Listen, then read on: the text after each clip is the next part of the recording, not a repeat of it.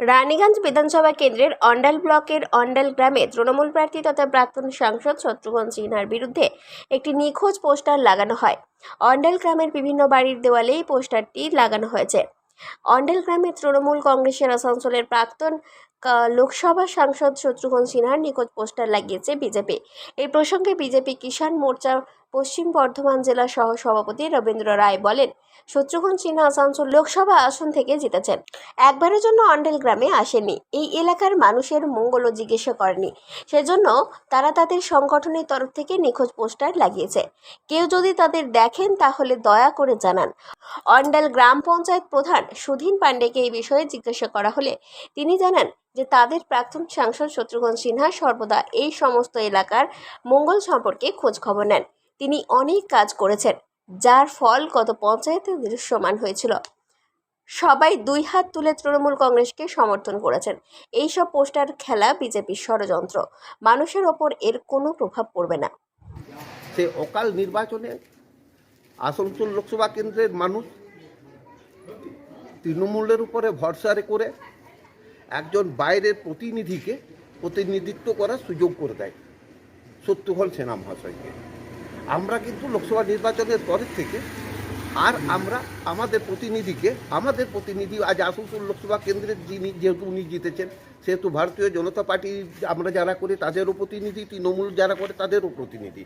আমরা কিন্তু সেই প্রতিনিধিকে একটা দিনের জন্য আর আমরা দেখতে পেলাম না, তাই আমরা এই পোস্টারটা দিয়েছি। যদি ওনাকে কেউ পেয়ে থাকেন তাহলে একটু সম্মান জানান, কারণ আবার উনি শুনছি আসানসোল লোকসভা কেন্দ্রের প্রার্থী হিসাবে ওনারই নাম ঘোষণা করা হয়েছে।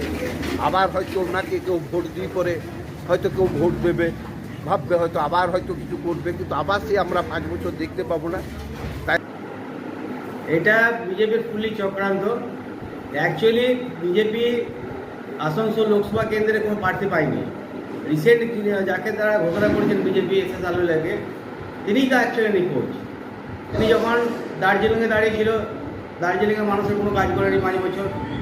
ভিড় 5 বছর এলেন দুর্গাপুরে 5 বছর দাঁড়ালো, 11 দাঁড়ালো, জিতল কম ভোটে, 2200 ভোটে জিতেছিল, কিন্তু 5 বছর মানুষের কোনো কাজ করেনি। তারা একটা কিছু করার নেই বিজেপির, যেহেতু মানুষের কাজ করে না। আমাদের পার্টি তৃণমূল কংগ্রেস সর্বক্ষণ মানুষের সাথে থাকে, এবং শত্রুঘ্ন সিনহা আপনারা জানেন যে 2022-এ যখন উপনির্বাচন হয়েছিল তখন তিনি মানুষের আশীর্বাদ পেয়ে, জনগণের আশীর্বাদ পেয়ে তিনি 3,03,000 ভোটে জিতেছিলেন, বিপুল ভোটে। এবং শত্রুঘ্ন সিনহাকে আমরা আসানসোলের মানুষ এবং অন্ডালের মানুষ আমরা সবসময় পাই। যখন তিনি আমাদের যখন প্রয়োজন হয়, কোনো সার্টিফিকেট থেকে আরম্ভ করে, কোনো দরকার হসপিটাল থেকে আরম্ভ করে, আমরা শত্রুঘ্ন সিনহাকে সবসময় আমরা পাই। এটা ফুললি বিজেপির চক্রান্ত। এবং আপনারা দেখবেন ভোট এলে এরা বিজেপির কিছু কিছু নেতা অন্ডাল গ্রাম ছাড়া গোটা অন্ডাল ব্লকে তারা ভোটের সময় বেড়ে যায়। বছর কিন্তু মানুষের কাজ করে না। বছর কিন্তু তৃণমূল কংগ্রেসের কর্মীরাই, তৃণমূল কংগ্রেসের নেতৃত্ব দেয়, মানুষের কাজ করে। আজকে দুয়ারে সরকার থেকে আরম্ভ করে যেসব মমতাদি প্রকল্পগুলো করেছেন একমাত্র তৃণমূল কংগ্রেস কিন্তু করছে।